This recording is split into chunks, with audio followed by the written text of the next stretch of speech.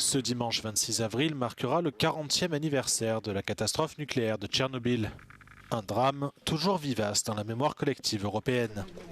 Depuis le début de l'invasion russe de l'Ukraine en 2022, l'arsenal de pression militaire de Moscou s'est élargi pour inclure des frappes contre des centrales nucléaires. Le 14 février 2025, un drone russe a transpercé l'enveloppe protectrice recouvrant le sarcophage du réacteur numéro 4 de Tchernobyl.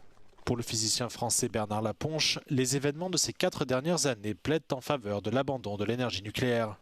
Tchernobyl, ce n'était pas une raison militaire. Fukushima, ce n'était pas une raison militaire. Three Mile Island, ce n'est pas des actions militaires. Donc, c'est intrinsèquement, ces installations, soit les centrales, soit les usines de combustible, sont dangereuses. Pour ces raisons-là, c'est-à-dire la sécurité nucléaire et le risque aussi en cas de conflit, on devrait arrêter l'utilisation de l'énergie nucléaire pour la production d'électricité. L'Ukraine occupe la 10e place sur les 30 pays au monde qui produisent de l'énergie nucléaire. Outre Tchernobyl, le pays compte 4 centrales nucléaires en service, totalisant 15 réacteurs. La centrale de Zaporijjia, la plus grande d'Europe, est à l'arrêt depuis qu'elle a été occupée par la Russie en mars 2022.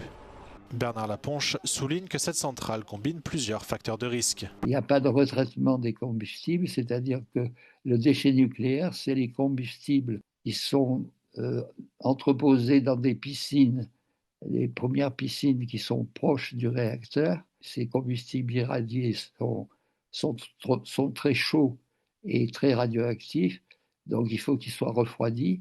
Et on sait que c'est un problème en Ukraine, cette question du refroidissement, parce qu'il y a eu la destruction d'un barrage.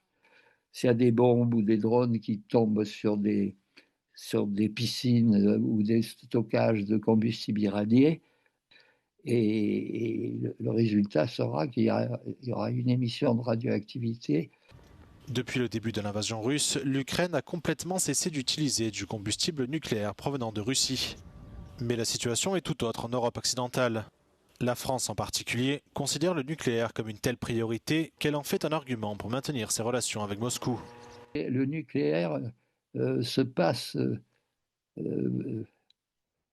transgresse les lois normales.